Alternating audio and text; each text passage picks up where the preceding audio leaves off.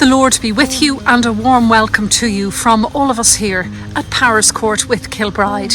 Well, I'm back underneath the tree. You can see the sun is beginning to shine, but boy is it cold in this back garden. Because the sun always rises, obviously in the east, but comes around the front of the house, it's very difficult. The back garden has frost in it from the beginning to the end of the day. So it's quite parky out here underneath the tree, but I'm delighted. It does us good to get out into God's fresh air at least once a day. It lifts our heart and our spirits. You're welcome to join me today for 15 or 20 minutes as I repeat a sermon given last Sunday in our churches that filled many hearts with hope. And it's not my words. I'll tell you the story as we go. I'm only the person who's delivering this, but I think there is a profound truth in what we're about to discuss today when it comes to God being love.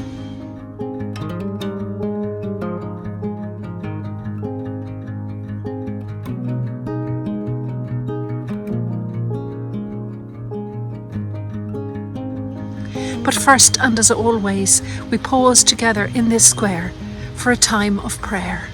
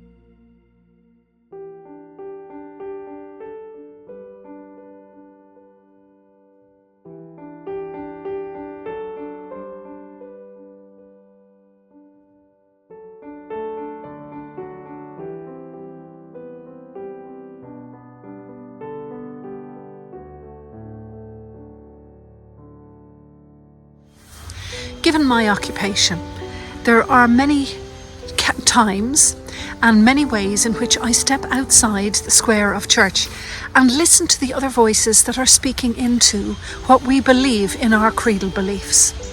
And so we have things like neuroscience, the development of the mind. I think, like, what did Jesus and John the Baptist say about changing your mind, changing your heart, reprogramming the way you are thinking, asking as if you've already received that type of positivity that we can bring into our lives. That's just touching on one example.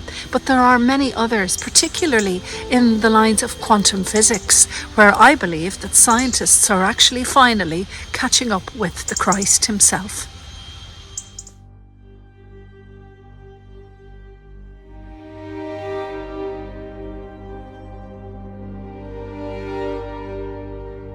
One such field or area, and I will ask you, as I said on Sunday, to go out on a limb with me today.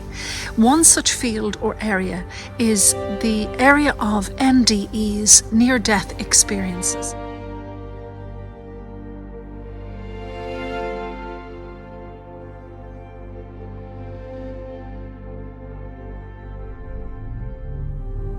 And if you are to research this, you will find that there are any amount of books and videos and podcasts out there with people who, for one reason or another, have actually temporarily died. It could be through an accident, it could be through natural causes, but they have been revived. And there are certain commonalities in what they report they experienced after that moment of death.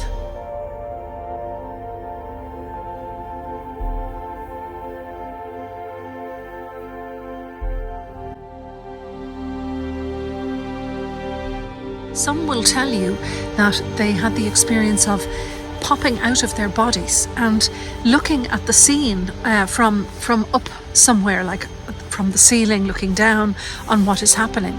Others, and many, will report the presence of a bright light and this unbelievable draw towards it, where they feel that they are being drawn and led into another way of being.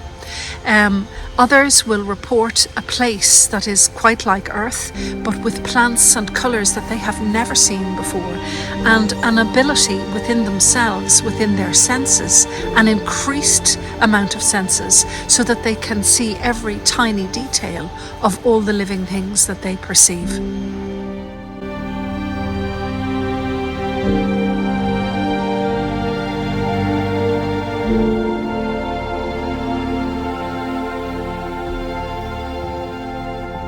But the one thing I wanted to focus on today is possibly one of the most common of all the things that are reported back. And you will usually find that in an interview, a person who is reporting their experience will suddenly say to you, "And then I became aware of the presence of a being." Most people will conclude that this was Jesus the Christ, and you will find that they will stop in interview and catch their breath.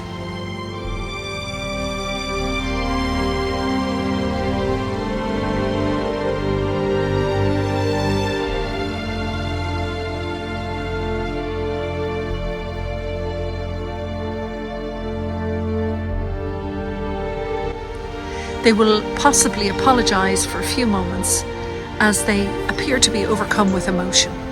And when they do find their words, they will say just that the recollection of that presence has caused them to feel rather emotional, because never before in their earthly life have they experienced such a deep degree of love and acceptance.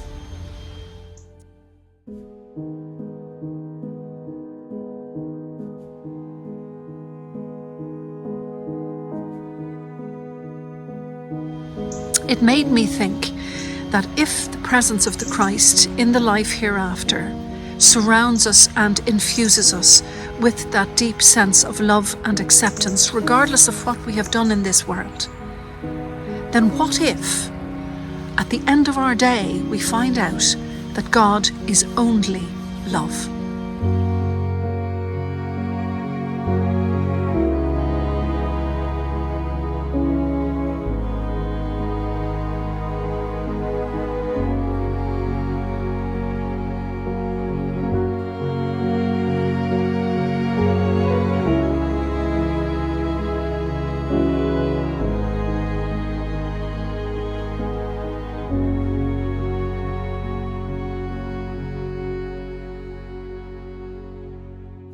At this point in the journey that I'm bringing us on this morning, to get to a rather profound list that I'm about to read out to you, I have to say to you, with the height of respect for the prophets in the Old Testament, that this punitive and vengeful God they speak of is somebody I've never met personally. And it's not that I've been afforded a more luxurious life or fortunate life than the next man. I've just never met that God. I've only met the love and acceptance described by these people in their NDEs through the person of the Christ. And maybe that's the message.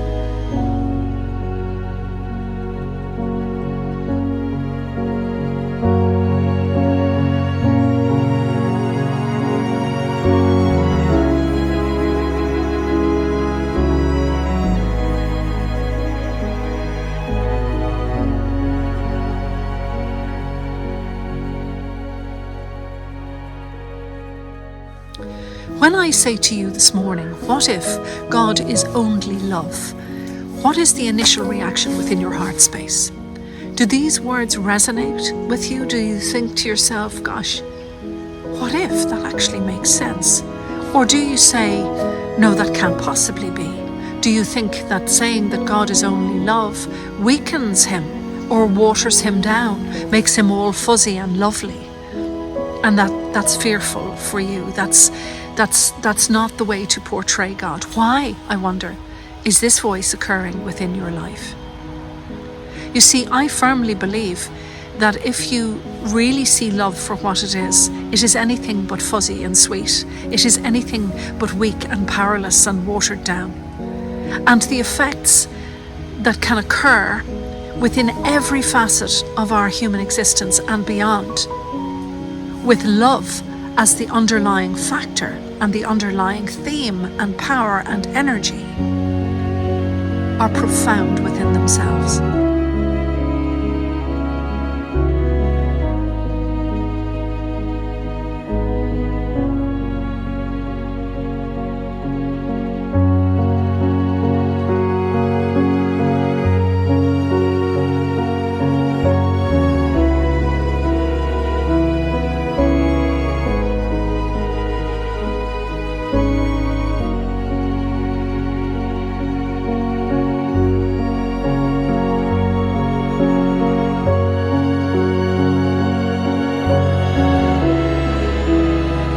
And so, Spirit-led on this journey that I undertook this week, I ended up in a place where I thought, with no small amount of cynicism, that I would ask my computer a simple question. So I went on to ChatGPT, if I'm pronouncing that correctly. That'll show you how much I know about it. And I put in one question. What if God is only love? And if you bear with me this morning, I'm going to read you a list of maybe 6 points that fairly instantly came back from all of the gathering that this search engine does. Because they are, in my relatively short 10 years of ordained ministry, the absolute heart of the Christ. It is everything that I personally believe, and I would invite you to step out on that limb with me this morning and see what might happen, and how you would think of these words that describe God as only love in answer to my question.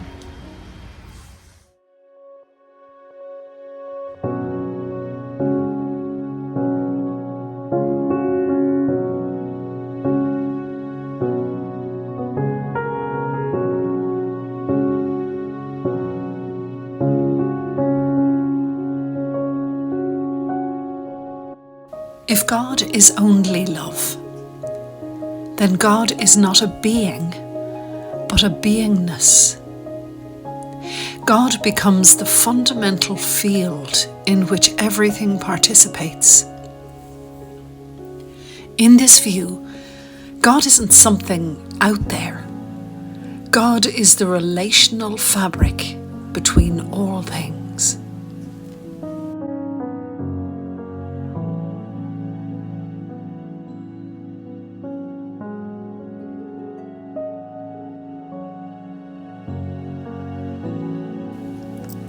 If God is only love, then judgment, wrath, and punishment are human projections. Human cultures often turn the divine into a moral authority or a disciplinarian. But if God is only love, those aspects must come from us, not God. Suffering, then, isn't divine punishment, it's just part of being incarnate, limited, and vulnerable. If God is only love, then spirituality becomes about increasing our capacity to give and receive love. Religious practice stops being about appeasing or obeying a deity, and instead becomes about connection, compassion, healing, awareness, presence. It becomes more about transformation.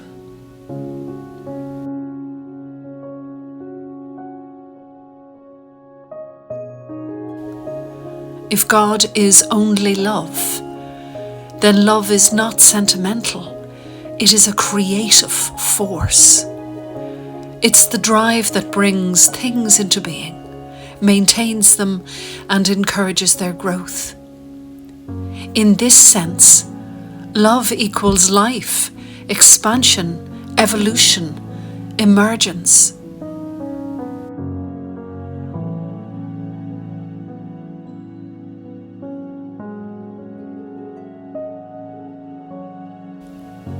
If God is only love, then all separation is illusion. Hate, fear, and cruelty aren't part of God's nature, just part of human limitation. Seeing God as love means recognizing that unity is more fundamental than division. If God is only love, then we are expressions of love exploring itself. You could see each person as a fragment of a larger consciousness, experiencing limitation so that love can manifest in different forms, such as courage, forgiveness, empathy, creativity, joy, and resilience.